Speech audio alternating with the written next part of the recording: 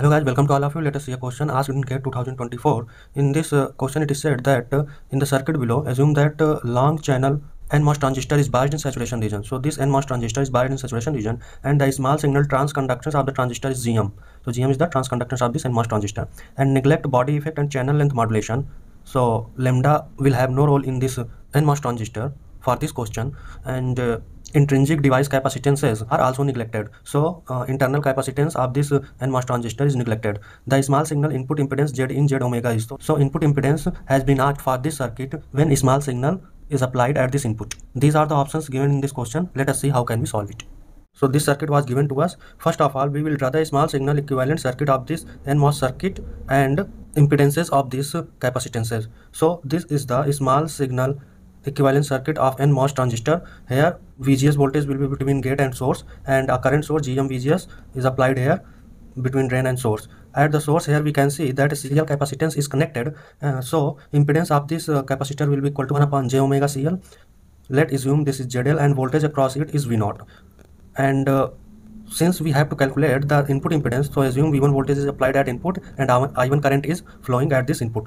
The impedance of this capacitor C1 is Z1 and that can be written as 1 upon j omega C1. First of all, let us find out the voltage V0 in the circuit. So V0 can be written as we can see, V0 will be equal to the current flowing this ZL impedance into ZL. So here we can see that GM VGS current is coming towards this node and I1 current is coming towards this node. So total current flowing from this node will be equal to I1 plus GM VGS. So here I1 plus GM VGS into ZL will be V0. In the circuit we can see that VGS voltage is the voltage across Z1 impedance, that will be equal to I1 into Z1. See, I1 current is flowing through this Z1 impedance. So here we have put the value of VGS here, I1 into Z1. Now we take I1 common from these two terms and this equation can be achieved. Here we can see that I1 can be written as V0 minus V1 whole upon Z1.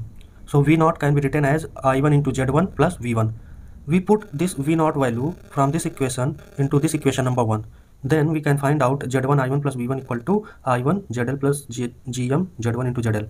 If we shift this term to our right hand side, then V1 can be written as I1 into Z1 plus ZL plus GM into Z1 into ZL. Now we can write as V1 by I1 equal to Z1 plus ZL plus GM into Z1 into ZL. Now put the value of Z1 and ZL, Z1 as 1 upon j omega C1 and ZL as 1 upon j omega CL.